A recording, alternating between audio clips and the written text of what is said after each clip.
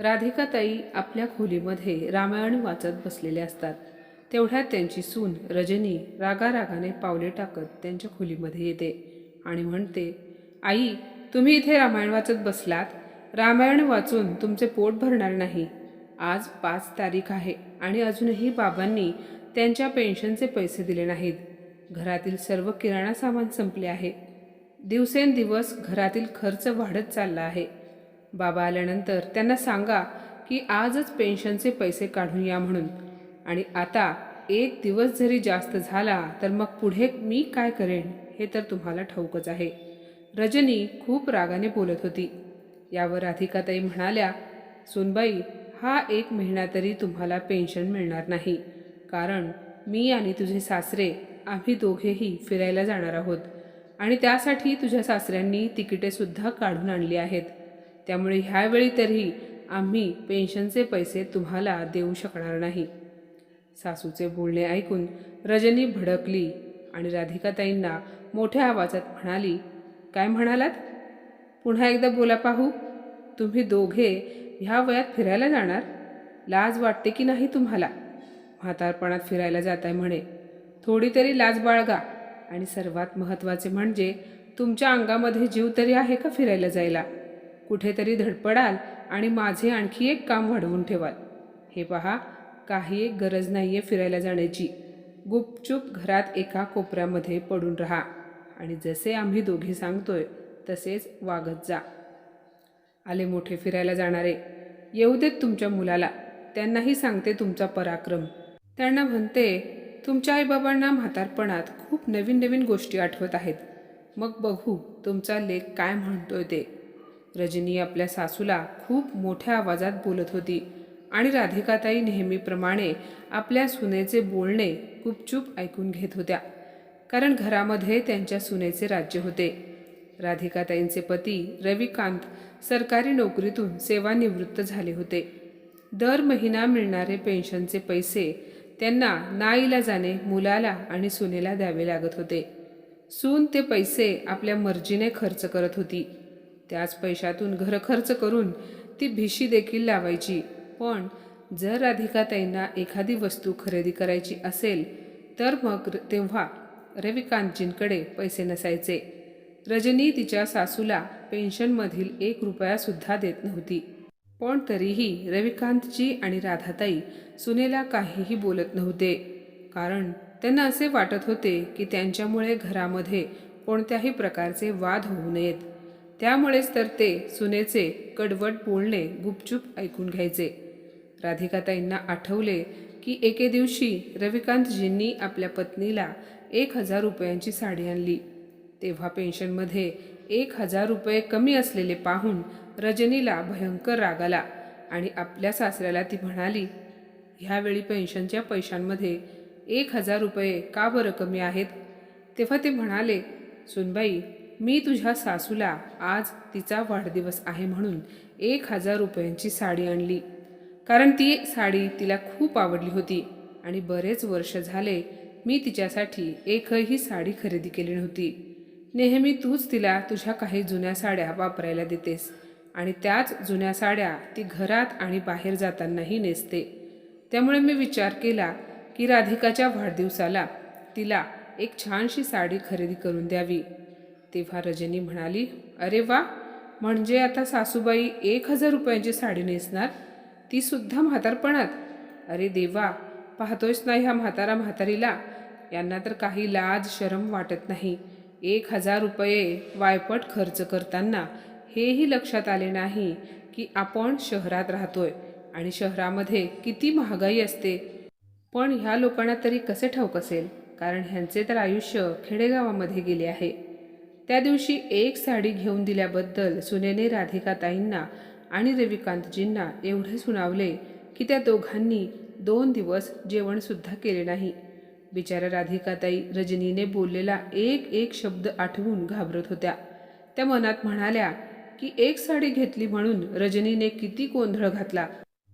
पण आता तर माझ्या नवऱ्याने त्या दोघांना न सांगता पेन्शनचे पैसे तिकीट बुक करण्यासाठी आणि काही पैसे आपल्या खर्चासाठी स्वतःजवळ ठेवले आहेत. मग आता यावेळेस रजनी काय बोलेल कोणास ठाऊक. संध्याकाळी राधिकाताईंचा मुलगा नितीन घरी आला तेव्हा आल्याबरोबर रजनीने पुन्हा बडबड करायला सुरुवात केली. तिने नितीनला आईबाबांविरुद्ध भडकावले आणि त्याला त्याच्या आईबाबांच्या खोलीमध्ये पाठवून दिले. नितीन खोलीमध्ये आला आणि मोठ्या आवाजात म्हणाला, काय बाबा, तुम्हाला म्हातारपणात एका ठिकाणी बसावे असे वाटत नाही का? जमिनीवर पाय राहत नाहीत का तुमचे? मी हे काय ऐकतोय? तुम्ही दोघांनी बाहेर फिरायला जाण्याचा प्लॅन बनवला आहे आणि तेही मला न विचारता. तुमच्या लक्षात तरी आहे का, ह्या महिन्याची 5 तारीख होऊन गेली आणि तुम्ही अजूनही आम्हाला तुमची पेन्शन दिली नाही. आम्हा सर्वांना उपाशी ठेवायचे ठरवले आहे का तुम्ही? पेन्शन काढली आणि रजनीला पैसे न देता बाहेर फिरायला जाणार आहे याबद्दल आम्हाला न विचारता खर्चही करून टाकले. मग आता महिन्याचा राशनचा खर्च कोण करणार? लाईट बिल कोण भरणार आहे? हे बघा, आत्ताच सांगतो, मी तर माझे पैसे घरात देऊ शकत नाही, कारण मला तुमच्यासारखी सरकारी नोकरी नाही, तर पेन्शनही मिळणार नाही. म्हणून मी माझा पगार सेव्हिंग करतो, जेणेकरून भविष्यात हेच पैसे आमच्या उपयोगाला येतील. आणि सर्वात महत्त्वाचे म्हणजे तुम्ही आम्हाला आमच्या म्हातारपणापर्यंत पुरणार नाही. त्यामुळे जिवंत आहात तोपर्यंत तरी पेन्शनचे पैसे नीट वापरा, म्हणजे आम्हाला द्या. तुम्हा दोघांना एवढे पैसे लागतातच कशाला? उगाच पैसे कुठेही उधळू नका. आई बाबा, ह्या घरामध्ये राहायचे असेल तर तुम्हाला पेन्शनचे पैसे द्यावे लागतील आणि जर तुम्ही तुमचे पैसे दिले नाहीत तर मी तुम्हाला घराबाहेर काढेन. रविकांतजींनी मुलाचे बोलणे ऐकत उभे होते आणि आज ते सुद्धा रागामध्ये होते. त्यांनीही विचार केला होता की आता यापुढे ते आपल्या मुलाला आणि सुनेला घाबरणार नाहीत, कारण नेहमी ते त्या दोघांचे बोलणे ऐकून गप्प राहायचे. पण आज त्यांनी ठरवले होते की आज उगाच गप्प बसून काहीही ऐकून घ्यायचे नाही. ते म्हणाले, नितीन, हे मात्र बरे आहे तुझे. आमचे फिरायला जाणे तर तुला दिसते, पण स्वतः बायको मुलाला घेऊन सगळीकडे फिरायला जातोस ते तुला दिसत नाही का? दर रविवारी तू तुझ्या बायकोला घेऊन पिक्चरला जातोस, तिथूनच बाहेरून येताना जेवणसुद्धा करून येतोस. तेव्हा आम्ही दोघे घरातच खिचडी बनवून खातो. तू बाहेर जेवायला जातोस तेव्हा आम्हालाही का घेऊन जात नाहीस? आमच्या 2 भाकरींसाठी तुमचा खर्च वाढतो का? मग तुम्ही बाहेर फिरायला का जाता? बाहेरून जेवण करून येता तेव्हा खर्च होत नाही का? अरे, तू स्वतःसाठी तर खूप खर्च करतोस, पण तेच पैसे घरात खर्च का करत नाहीस? बाहेर जेवायला जाऊन 2-3 हजार रुपये खर्च करतोस, तेच पैसे घरात तुझ्या संसारासाठी का वापरत नाहीस? बरोबर आहे, कसा देशील? तू मला गृहीतच धरतोस ना? माझ्याच पेन्शनमधून हे घर चालवत आहात तुम्ही दोघे, मग फुकटचा रुबाब दाखवताच कशाला? आणि एक देव न करो, पण उद्या जर मी किंवा तुझी आई आजारी पडलो तेव्हा मग तू करशील का आमचा दवाखान्याचा औषधागोळ्यांचा खर्च? आणि तू हे विसरलास का?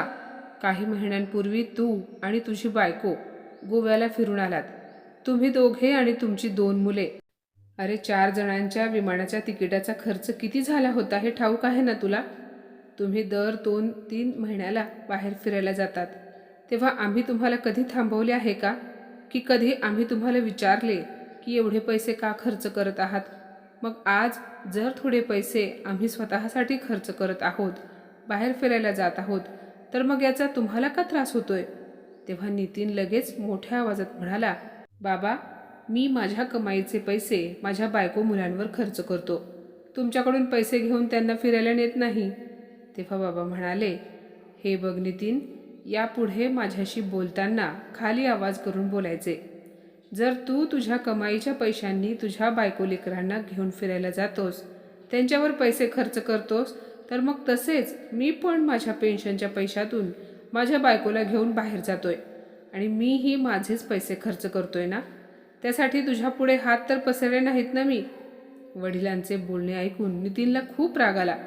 नेहमी आई बाबा त्याचे बोलणे ऐकून गुपचूप खोलीमध्ये निघून जात होते, पण आज तर त्यालाच ऐकवत होते. हे तर त्याला काही पचले नाही. नितीन म्हणाला, ठीक आहे बाबा, तर मग आज मी एक निर्णय घेतला आहे. यापुढे मी तुम्हा दोघांना फुकट खाऊ घालू शकत नाही.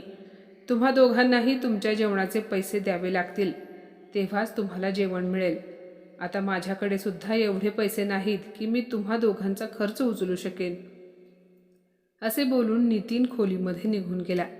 रविकांतजी म्हणाले, काय पण मुलगा आहे. आमच्याच पेन्शनच्या पैशातून राशन पाणी भरतोय आणि आमच्याकडेच जेवणाचे पैसे मागतोय. मुलगा तर मुलगा, पण सूनसुद्धा काही कमी नव्हती. ती आपल्या सासूला म्हणाली, तुमचा मुलगा दिवसभर किती मेहनत करतो ते तुम्हाला दिसत नाही, पण जरा आम्ही कुठे बाहेर फिरायला गेलो की ते मात्र तुम्हाला दिसते. तुमच्या जागी दुसरा कोणी असता तर त्याने हा विचार केला असता की घरामध्ये सून आहे, मुलगा आहे आणि 2 नातवंडे आहेत, त्यांच्या भविष्यासाठी काही पैसे वाचवावेत. पण नाही, तुम्हाला तर म्हातारपणात फिरायला जायचे आहे ना. अरे, तुम्ही स्वतःच्या मुलाशी स्पर्धा करत आहात. काहीतरी वाटू द्या. आम्ही अजून तरुण आहोत, पण जरा तुम्ही स्वतःकडे बघा. तुमची अर्धी लाकडं स्मशानात गेली आहेत आणि आले मोठे फिरायला जाणारे. गुपचूप एका कोपऱ्यात पडून राहा. एवढे बोलून सून रागारागाने तिच्या खोलीमध्ये निघून गेली. आपल्या मुलाचे आणि सुनेचे बोलणे ऐकून राधिकाताई रडायला लागल्या. त्या भरल्या डोळ्यांनी आपल्या पतीला म्हणाल्या, अहो, आपण पुन्हा कधीतरी फिरायला जाऊया, पण आता नको. तुम्ही ऐकले ना ते दोघे काय बोलले होते. ते रागात आहेत. उगाच आपण त्यांच्या विरुद्ध वागलो तर ते आपल्याला जेवणसुद्धा देणार नाहीत. आपल्याला खूप त्रास होईल त्याचा, आणि ते दोघेही म्हातारपणात आपले जगणे मुश्किल करतील. तेव्हा रविकांतजी म्हणाले, राधिका, तू अजिबात काळजी करू नकोस. मी असताना तुला आता कोणी काहीही बोलणार नाही. आतापर्यंत ते जे काही बोलले ते खूप ऐकून घेतले आपण, पण आता नाही. यापुढे मी त्या दोघांचे काहीही सहन करून घेणार नाही. रविकांतजी आपल्या पत्नीचे अश्रू पुसत म्हणाले, आता आपण मन मारून जगायचे नाही. राधिका, मी माझ्या लहानपणी गरिबी पाहिली, तरीही माझ्या आईबाबांनी गरीब असताना कष्ट करून मला शिकवले, आणि सर्वात महत्त्वाचे म्हणजे मला गरिबीची जाणीव होती, म्हणूनच मी शिकलो. पण आपल्या मुलाचे तसे नाही. त्याला तर सर्व काही आयते मिळाले आहे. त्याला गरिबी काय असते हे ठाऊकच नाही. अगं राधिका, नितीन लहान असताना आपण त्याला काहीही कमी पडू दिले नाही. त्याचा प्रत्येक हट्ट पूर्ण केला. चांगल्या शाळेत, त्यानंतर चांगल्या कॉलेजमध्ये घातले. मला वाटले मुलगा चांगला शिकला तर त्याच्या आणि आपल्याही आयुष्याचे सोने होईल, म्हणून मी पैसे भरून त्याला इंजिनिअरिंगला ॲडमिशन घेऊन दिले. त्याच्या शिक्षणासाठी नेहमी पैसे वाचवले. विचार केला होता, जर मुलगा शिकला तर आपल्यालाही म्हातारपणात आरामात राहता येईल. आपण आपल्या जबाबदारीतून मुक्त होऊ. पण आता म्हातारपणात तर ह्या मुलानेच आपल्यावर बंधने घातली. आपल्याला त्याच्या बायकोच्या तालावर नाचायला लावतो आहे. त्यामुळे आपल्याला मन मारून जगावे लागत आहे. अगं, तेव्हा आपल्या खांद्यावर आपल्या मुलाची जबाबदारी होती, पण आता आपण सर्व जबाबदारीतून मुक्त झालो आहोत, तर मुलाने आणि सुनेने आपल्याला मुक्तच होऊ दिले नाही. तू अजूनही या वयात किचनमध्ये काम करत असतेस आणि ही गावभर फिरते. तिला तिच्या चुका सांगितल्या की मग खूप राग येतो. खरे तर तुझेच सर्व चुकले आहे. लग्न झाल्यावर तू तिच्यावर जबाबदारी टाकली नाही, सर्व स्वतः केलेस. त्यामुळे ती निवांत आहे. ती फक्त माझ्या पेन्शनचे सर्व पैसे घेऊन मलाच डोळे वटारून बोलते, बाकी काही नाही. राधिकाताई उदास होऊन म्हणाल्या, आता करायचे तरी काय. आपल्या नशिबात असेच राहणे लिहिले असेल. रविकांतजी म्हणाले, राधिका, आता मी यापुढे असा राहू शकत नाही. मी काहीतरी विचार केला आहे आणि त्याचप्रमाणे मी वागेन. दुसऱ्याच दिवशी रविकांतजींनी दोघांचीही विमानाची तिकिटे काढून आणली. रविकांतजींना दरमहा 30,000 रुपये पेन्शन मिळते. त्यातून त्यांनी 15,000 रुपयांचे तिकीट काढले आणि 15,000 रुपये स्वतःच्या जवळ खर्च करण्यासाठी ठेवले. त्यांनी घरी येऊन आपल्या पत्नीला तिकिटे दाखवली तेव्हा राधिकाताई घाबरल्या आणि म्हणाल्या, आपण जायला नको, राहू द्या, हट्ट सोडून द्या. उगाच घरामध्ये भांडण तंटा नको. आपली सून आपले जगणे मुश्किल करेल. तेव्हा रविकांतजी म्हणाले, राधिका, तुला घाबरण्याची काही गरज नाही. आपण सुनेचे किंवा मुलाचे देणे लागत नाही. आपण त्यांचे आश्रित नाही. हे पैसे माझ्या पेन्शनचे आहेत आणि माझे पैसे मी माझ्या मर्जीप्रमाणे खर्च करणार आहे. दुसऱ्या दिवशी त्यांनी राधिकाताईंसाठी 2 नवीन साड्या आणल्या आणि स्वतःसाठी 2 जोड कपडे खरेदी केले आणि राधिकाताईंच्या हातामध्ये पिशवी देत म्हणाले, हे घे राधिका, तुझे आणि माझे सामान पॅक कर. 2 दिवसानंतर आपल्याला निघायचे आहे. त्यांचा मुलगा आणि सून रागाने हे सर्व पाहत होते. तेव्हा नितीन आपल्या वडिलांना म्हणाला, बाबा, आता तुम्हाला मी ह्या घरामध्ये घेऊ शकत नाही. तुम्हाला जाऊ नका म्हणून सांगितले होते तरीसुद्धा तुम्ही जात आहात. मला तर असे वाटत आहे की तुम्ही हे सर्व मुद्दाम करत आहात. त्यामुळे मी आता तुम्हाला इथे एक क्षणही सहन करू शकत नाही. आता तुम्हाला तुमची राहण्याची व्यवस्था दुसरीकडे कुठेतरी करावी लागेल. तेव्हा रविकांतजी मुलाला म्हणाले, नितीन, आम्ही आमची राहण्याची सोय का करायची? तू जिथे उभा राहून बोलत आहेस ना, ते घर माझे आहे. माझ्या कष्टाच्या पैशांनी खरेदी केले आहे. हा प्लॉट मी माझ्या फंडाच्या पैशातून खरेदी केला होता आणि हे घर बांधले तेही माझ्या स्वतःच्या पैशाने. आणि कायद्याने म्हणशील तर हे घर माझेच आहे आणि तू मलाच माझ्या घरातून बाहेर हो म्हणतोयस. अरे जाणार तर तुम्ही दोघे आहात या घरातून. उद्या मी आणि राधिका बाहेर फिरायला जाणार आहोत, तेही 10 दिवसांसाठी. 10 दिवसानंतर येऊ. ह्या 10 दिवसात तुम्ही तुमची राहण्याची सोय दुसरीकडे कुठेतरी करा.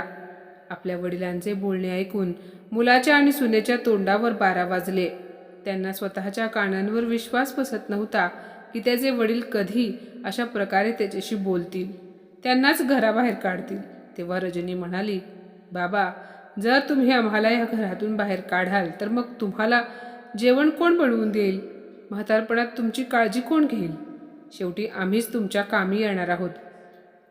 तेव्हा रविकांतजी लगेच म्हणाले, सुनबाई, तू आधी तुझ्या डोक्यातून हा गैरसमज बाहेर काढ की आम्हाला तुमची गरज लागेल आणि आम्ही दोघे तुमचे आश्रित आहोत.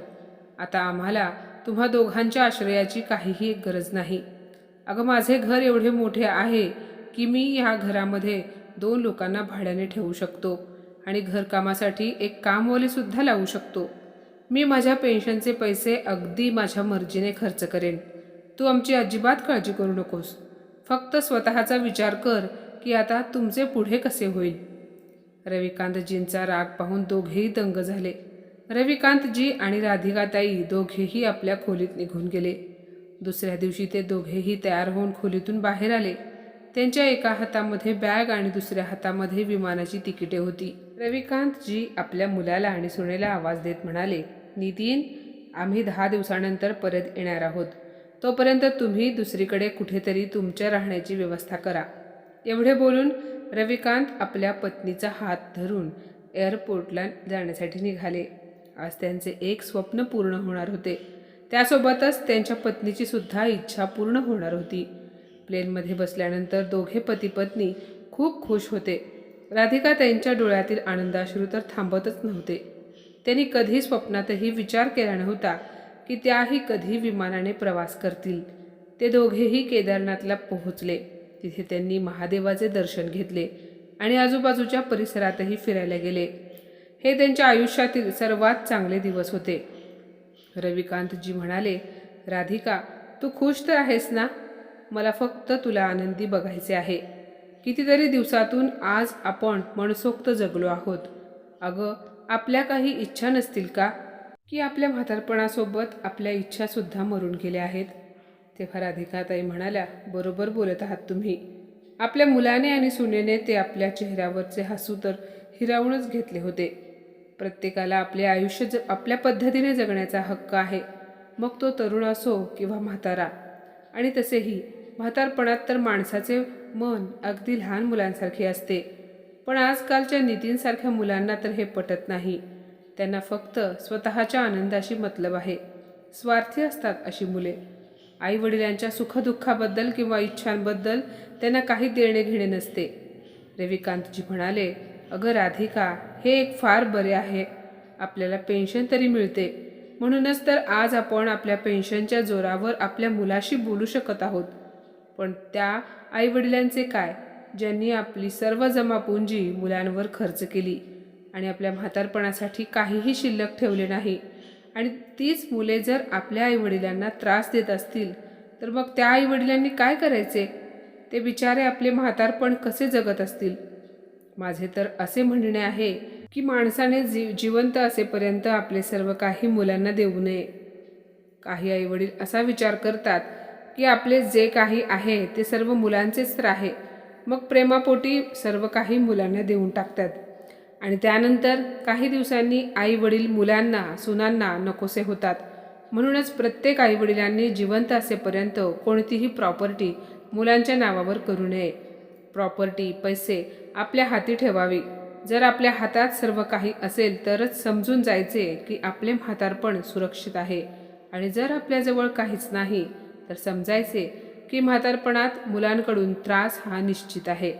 अगं, आज आपल्याकडे पैसे आहेत म्हणूनच तर आपण आपल्या पेन्शनच्या जोरावर विमानाचा प्रवास करत आहोत.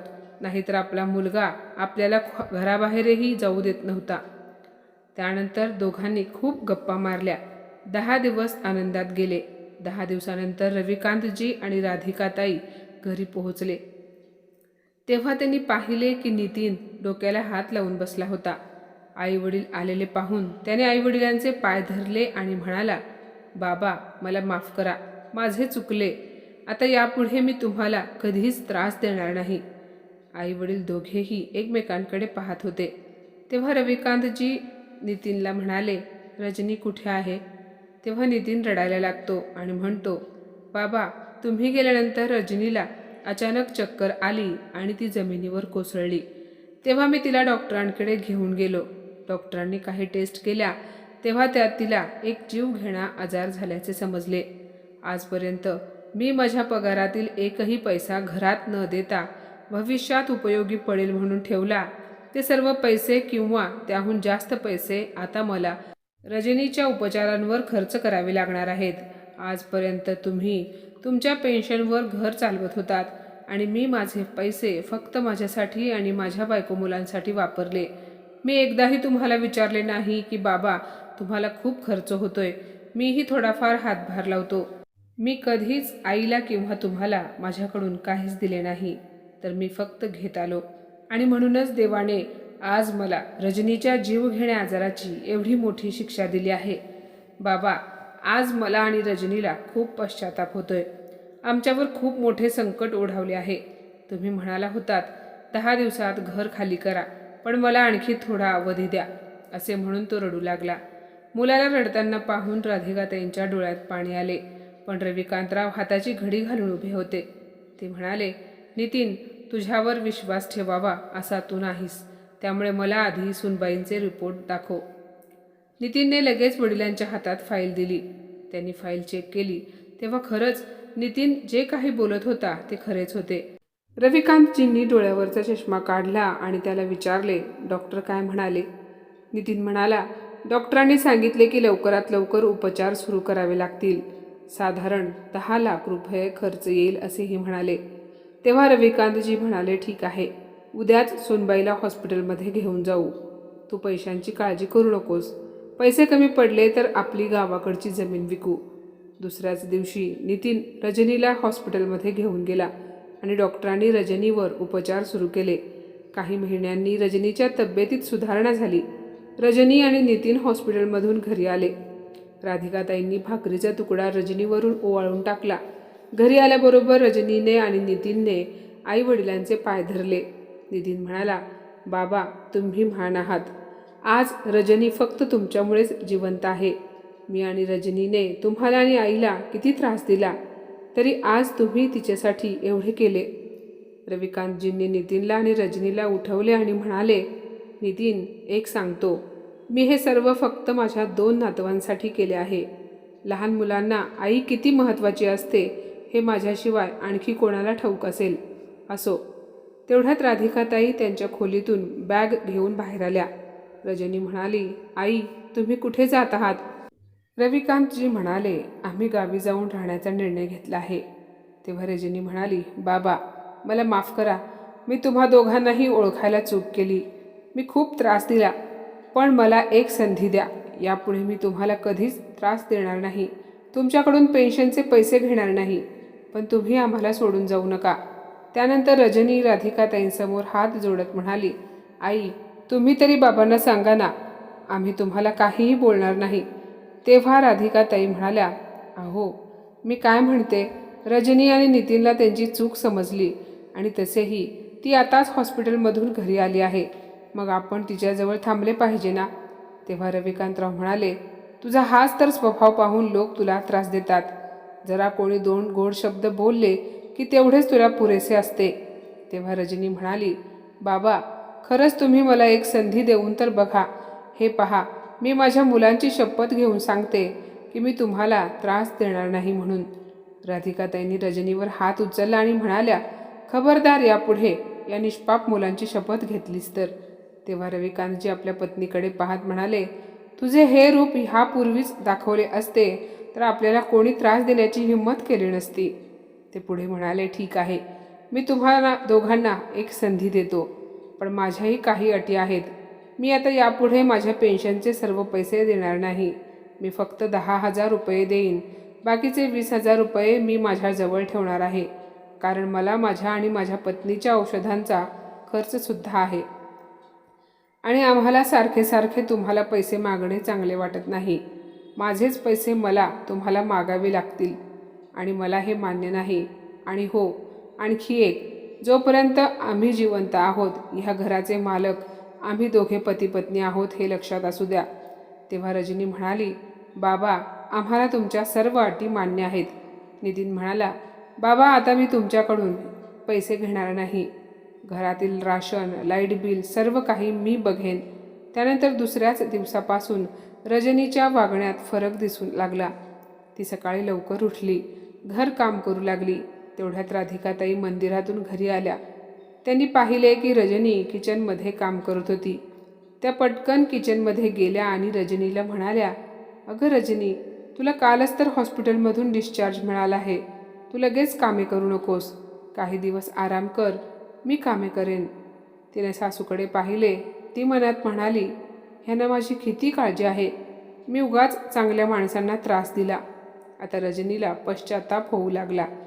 ती म्हणाली, सासूबाई, मी ठीक आहे. तरीही आता रजनीला तिच्या सासूबाई प्रत्येक कामात मदत करत होत्या. नितीनसुद्धा आता आपल्या वडिलांकडून एकही रुपया न घेता व्यवस्थित घर चालवत होता. मुलगा आणि सुनेत झालेला बदल पाहून राधिकाताई आणि रविकांतजी यांना खूप आनंद झाला. राधिकाताई रविकांतजींना म्हणाल्या, आपला मुलगा रस्ता चुकला होता. त्याला त्याची चूक समजली, ह्यासाठी मी देवाचे खूप आभार मानते. तेव्हा रविकांतजी म्हणाले, राधिका, अगं तसे काही नाही. रजनी आजारी होती तेव्हा आपल्या मुलाला आपली गरज पडली आणि तेव्हाच त्याला संकटात असताना आईवडिलांची किंमत कळाली. काहीही म्हण, पण दोघा नवरा बायकोत चांगला बदल घडून आला हे नक्की. असो, दोघांनी सुखाचा संसार करावा, ह्याशिवाय आपल्याला तरी काय हवे, बरोबर ना? मित्रांनो, कधीकधी आयुष्यामध्ये कठोर निर्णय घ्यावे लागतात. आईवडिलांना थोडेसे स्वार्थी व्हावे लागते, बोलावे लागते. कारण आजकाल लग्न झालेली काही मुले आणि त्यांच्यासोबत त्यांच्या बायकासुद्धा आईवडिलांना गृहीत धरतात. मुले जर बायकोसमोर आईवडिलांचा अपमान करत असतील तर मग सुना देखील नवऱ्याचे पाहून सासू सासऱ्यांना त्रास देतात. तसेच आजच्या या युगामध्ये ही गोष्टसुद्धा सत्य आहे. जर आज तुमच्याजवळ पैसे आहेत तरच तुम्हाला इज्जत आहे. जर पैसे नसतील तर तुम्हाला कोणीही विचारणार नाही. त्यामुळे नेहमी तुमच्याकडे काहीतरी शिल्लक ठेवा, कारण पैशाच्या जोरावर तुम्ही स्वतःचे आयुष्य स्वाभिमानाने जगू शकता. तर माझ्या मित्रमैत्रिणींनो, आजची ही कथा तुम्हाला कशी वाटली कमेंटमध्ये नक्की सांगा. आणि अशाच नवनवीन कथा ऐकण्यासाठी प्रज्ञा मराठी स्टोरीजला नक्की सबस्क्राईब करा. धन्यवाद.